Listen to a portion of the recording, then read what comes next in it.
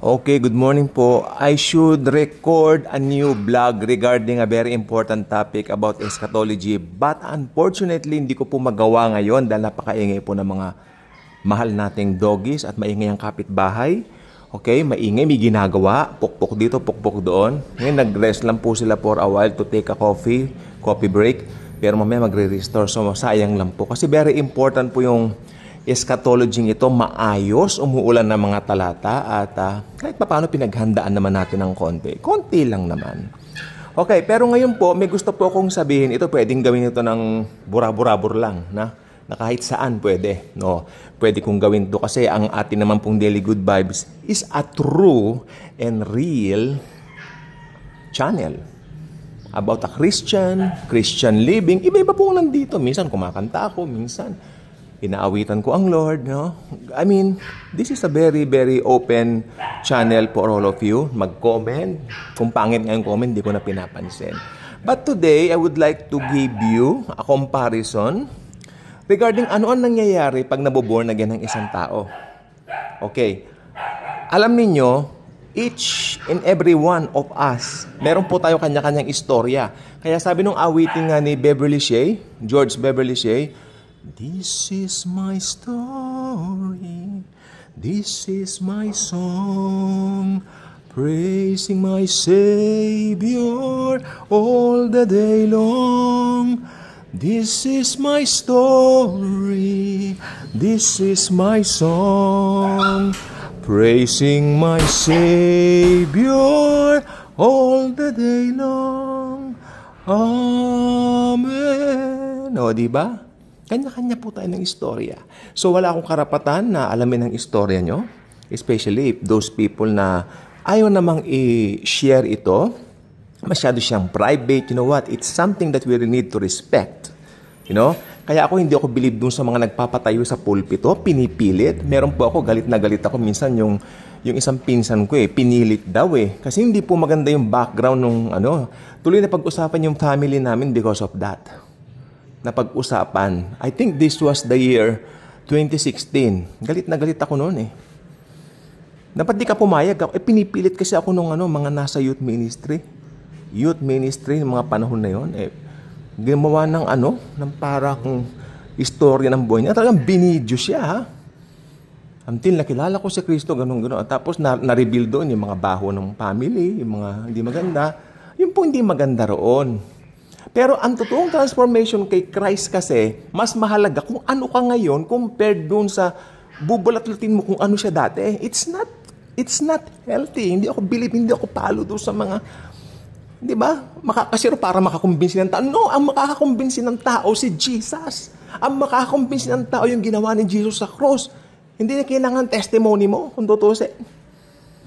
Okay? Kaya, kumukulong dugo ko pag naalala ko yun, Panginoon ko. Yun, napag-usapan. Naging talk of the town. Ang nanay pala niya, ganun. Ganun pala. Oh my Lord. Pati auntie ko na nananahimik na damay. O, diba? Kaya hindi ako believe sa ganun. Kaya galit na galit ako doon, maski doon sa institutional church na Ang totoo po niya, pag na-born again po tayo, something within us magbabago. Kasi tignan mo, yung mga dati mong interest, that's not your interest anymore. Dati naiinggit ka sa mga artista, naiinggit ka sa mga celebrities. Yung iba naman, todo hanga sa mga ito. Ay, may kilala po ako dati siyang fan ng isang sikat na artista sa Pilipinas, kasama siya sa fan club. Okay. Babae po siya. At right now, at present, she is now 74 years old. Ever since, kasi kasagsagan nung hinahangaan niyang artista, 1970s. Noong 1983, sa isang aksidente lang naman Hindi aksidenteng na aksidente siya, hindi. Aksidenteng may nangangaral sa street ng Moraita. Dito po sa Moraita sa FEU. Napadaan siya. May nagbigay ng truck sa kanya, Baptist pala yun. Nabasa niya. Nakilala niya si Jesus because of that truck. And then, bumalik siya roon sa preacher, humingi siya ng Bible. Ang binigay pang araw sa kanya, King James Bible. It's hard to understand, sabi niya, kaya bumili siya sa yung tapat nun, yung Miriam Bookstore, o sa Rex yata, o sa Miriam Bookstore, dun sa tapat nung pinag-preach yan, naghanap siya ng Bible, nakuha niya magandang balita, Biblia. She read it. From then on, goodbye doon sa paghanga niyang masyado sa artista. Although mahal niya yung artistang yon. Pero, syempre bilang na lang, pagmamahal bilang kapwa-tao na lang. Hindi na yung tinitingala, hindi ba? Yung pagbabago kasi, yung transformation, si Christ lang po ang nagbigay nun sa kanya. Kaya ngayon po, nagtataka po siya, nagbago yung mga interest niya. Ang sabi niya, dati, mainitin ng ulo, nagmumura, pero alam niyo po ba, mayroong benefit kung hindi mainitin ng ulo mo? Mas mahaba raw po ang buhay ng mga hindi magagalitin. Kasi meron po kaming kilala, nag-outburst ng rage, namatay po talaga, hinatake. May sakit pala siya. So, isa po sa mawawala po yan, magiging kalmado ka, pinagtatawanan ka na, nilalait ka na, naaawa ka pa rin sa mga lumalait sa'yo. I mean, that's the grace of God working in you. Kaya makikita niyo po, kayo na lang pong bumasa rito sa sample ko na nandyan po sa screens po ninyo. Dahil ako po talaga ibubuod ko lang po sa inyo. Ako, I am someone na na-born again dahil din sa isang track na itinago ko, Bible track, bigay din ng Baptist. Then, sa aksidente, ito po ay aking natagpuan. Binasa ko po sa room ko, sa kwarto ko, at a very young age. Ako, pag mamalayo ko naman, medyo bata pa ako, na-born again ako.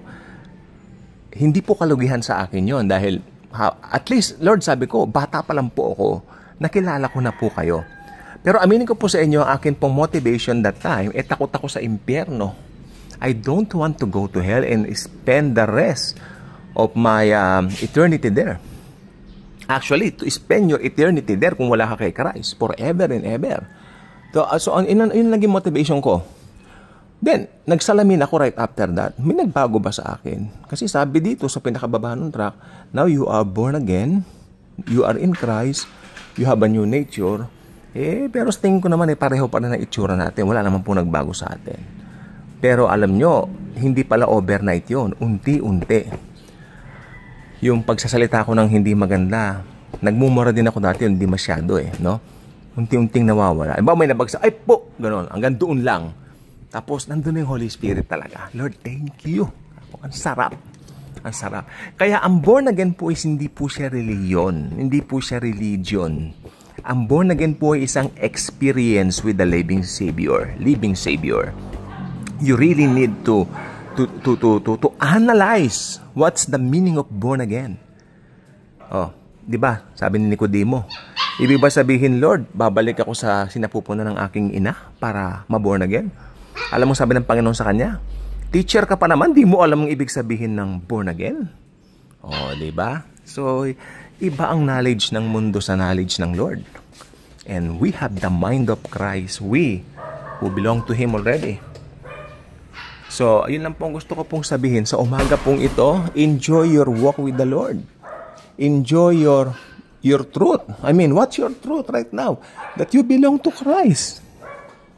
And since you belong to Christ, hindi ka na maaandan, hindi ka na maa-undo. Hindi ka na maa-unborn. No? Kaya ang salvation mo, makinig ka mabuti kung Kristiyano ka na, hindi na po mawawala yan. Dahil ang nagbigay sa iyo niyan ay ang Panginoon. Your salvation is secure forever and ever. Ang panalangin ko na lang, abutan tayong lahat ng rapture. Huwag na tayong aabutan tinatawag na physical death. Kasi may kasaklapan po talaga sa kamatayan. May kasaklapan po sa kamatayan. Hindi po magandang kamatayan. Sapagkat ang kamatayan ay bunga ng kasalanan. Hindi intention ng Lord na mamatay ang tao. Pero dahil pumasok ang kasalanan, na mamatay ang tao. Pero good news, meron po tayong Savior na kung paniniwalaan mo siya, hahanguin ka mula sa kamatayan tungo sa buhay na walang hanggan. Kung hindi pa po kayo subscriber ng Daily Good Vibes, mag-subscribe na po kayo at maging ka-good vibes na po. Wala pong gaganda sa katotohanan na nakay Kristo ka na. At the same time, nasa daily good vibes ka dahil dito walang ibang bida kundi ang Panginoong Jesucristo na nagbigay ng kanyang buhay upang ikaw ay magkaroon ng buhay na walang hanggan. And since we now belong to Him, we have eternal life. So maraming pong salamat sa inyong pakikinig sa very important message na ito. God bless mga good vibes. Thank you po. Hallelujah.